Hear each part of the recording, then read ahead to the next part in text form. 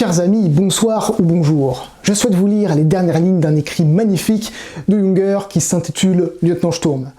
Je vous plonge directement dans l'ambiance. Nous sommes en plein dans la Première Guerre mondiale, du côté allemand, et ils subissent un assaut britannique. Alors, je vais vous spoiler la fin. Si vous ne l'avez pas lu et souhaitez le lire, je vous invite à fermer cette vidéo et à la découvrir plus tard. Vous pouvez aussi retrouver une présentation du bouquin dans la description de la vidéo, et qui est très bien. Vous êtes prêts? Vous avez un thé, un verre de vin, un chat qui ronronne à proximité? Allons-y.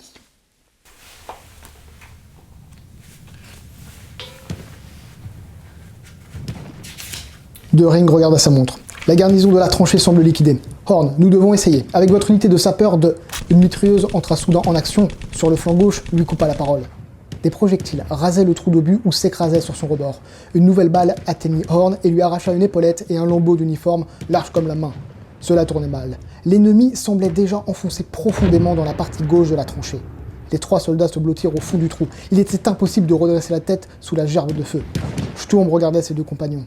Il se sentait étrangement hors de cause. Il avait l'impression d'assister à un spectacle incompréhensible. Göring était très pâle. Son poing se serrait autour de la crosse de son pistolet, mais tremblait légèrement. Le calme du sapeur forçait l'admiration. Il décrocha son bidon de son mousqueton, l'ouvrit, but d'une traite son contenu, et le jeta au loin. Ce serait dommage de ne pas boire jusqu'à la dernière goutte. Puis tout alla très vite. La grêle sifflante des projectiles cessa brusquement. Se relevant, tous trois, ils virent devant eux une troupe de choc anglaise. Une voix leur cria « You are prisoners !» Sturm fixa le visage du sapeur. Il était comme une flamme, blanc et frémissant.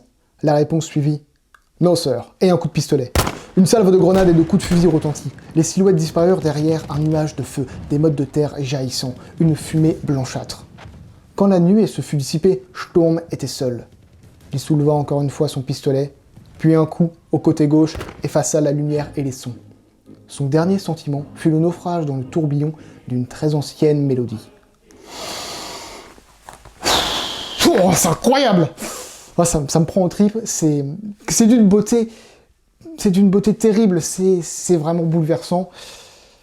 Ah, j'adore Junger. Cette plume est exceptionnelle. Vraiment. Bon, je souhaite aussi vous dire quelques mots sur ces dernières lignes. Sturm veut dire tempête. Et oui, j'ai pas fait allemand LV2, mais j'en connais des choses. Et cette tempête fait référence au cataclysme que vivent les soldats sous cette avalanche de feu et de métal. Fait référence à la fureur et à l'ivresse du combat à laquelle se livrent ces hommes, en particulier Sturm. Mais cela peut faire aussi référence à l'unité d'élite à laquelle Junger a appartenu et qui était la Sturmtruppen. Ce dernier passage, qui est à la fois horrible et admirable, est assez révélateur d'une fascination qu'a eu Junger pour la mort dans l'honneur. Il met en scène une troupe de choc anglaise, qui est finalement la rivale de la Sturmtruppen, et qui entretient un bref échange avec ses soldats allemands suite à un arrêt des coups de feu.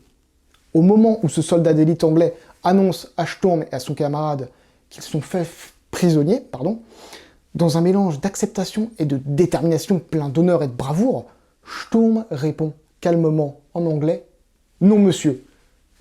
Et un échange de grenades et de coups de feu brise ce moment d'aparté très chevaleresque, avec ce côté presque aristocratique, pour reprendre avec l'assourdissement du carnage. Un instant passe, les hommes survivants s'en vont, Sturm au sol, dans une agonie sereine, entouré de vacarmes et de flashs d'explosions, se tire une balle dans la tête. Et il arrête les sons et la lumière. Il arrête la tempête. L'ivresse du combat s'arrête et disparaît. C'est d'une beauté terrible. Les plus grandes forces se sont entrechoquées et on oscille à deux reprises entre un monde de bruit et de lumière. Un monde silencieux et sans ces lumières aveuglantes du combat. Ça prend aux tripes, hein.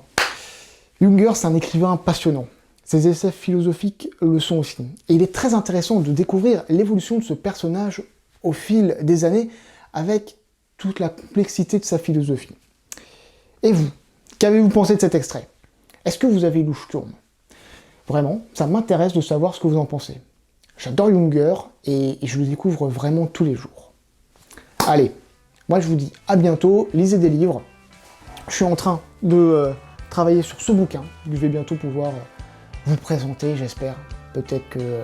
ouais, bientôt j'espère, parce que je suis dessus et je fais toutes les recherches annexes, c'est incroyable. Bon, allez, à bientôt.